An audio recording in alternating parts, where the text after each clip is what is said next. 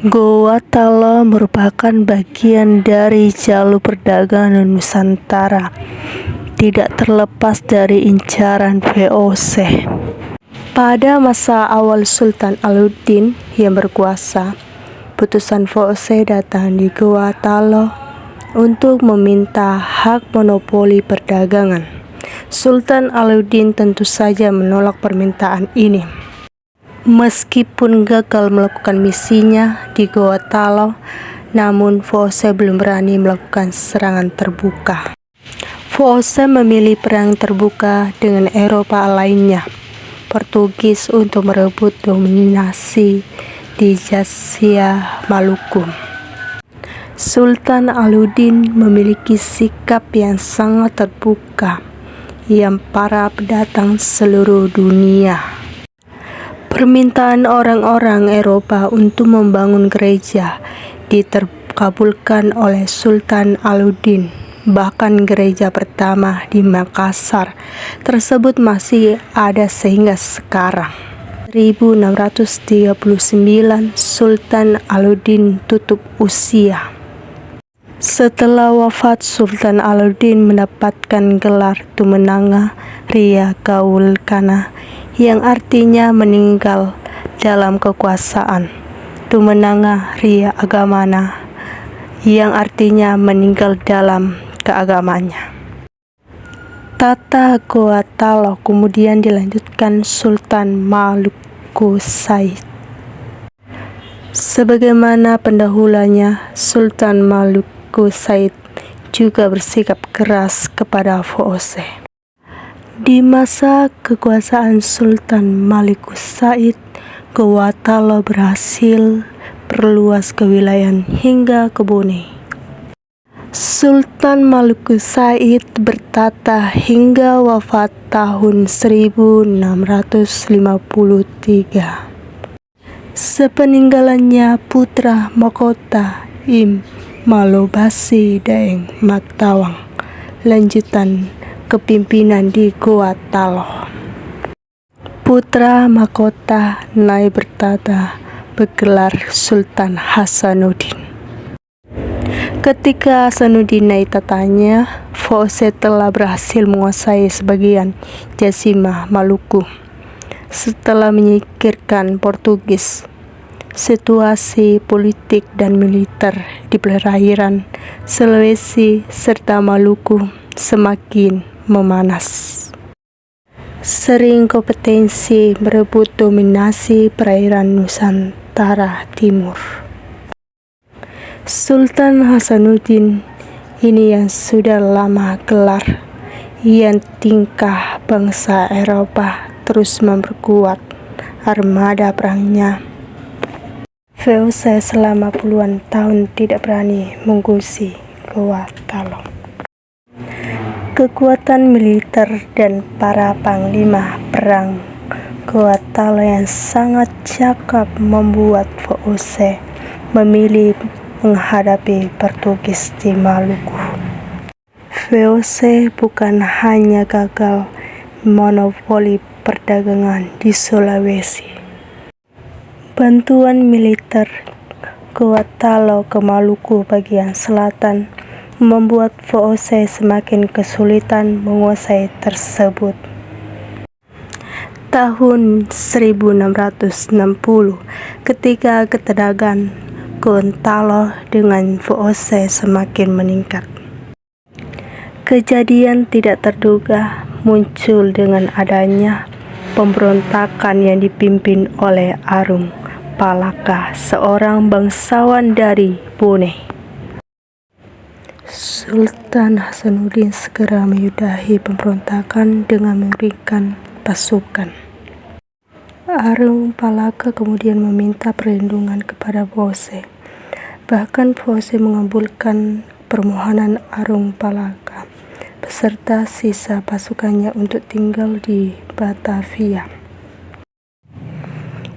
Arung Palaka dan pasukannya membuat VOC memiliki sekutu baru penting untuk menginvasi Goa Talo. Masih di tahun 1660, ketika kekuatan Gotalo sebagian berkurang karena pemberontakan Arung Palakan, Fose mengirimkan 31 kapal perangnya menyerang pelabuhan Somba Ompu. Serangan itu berhasil memaksa Sultan Hasanuddin membuat perjanjian damai dengan Fose pada Agustus hingga Desember. Bahkan perlindungannya Fose terhadap Arung Palaka membuat Sultan Hasanuddin semakin memperkuat armada militernya. Tahun 1665, sebuah kapal milik Fose terdampar dan dirampok. Para penjabat Fose datang memeriksa rongsokan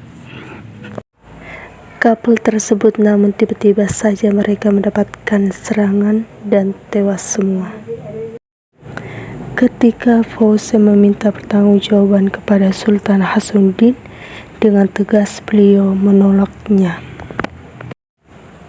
Diplomasi yang buntu membuat Jenderal Fose Mimiskwer mengirimkan armada perangnya dalam jumlah besar untuk menyerbu Goa Talo.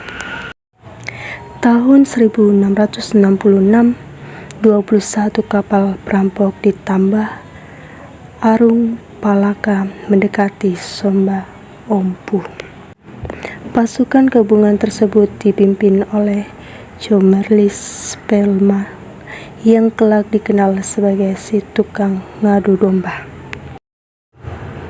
Perang besar segera melanda Somba Ompu.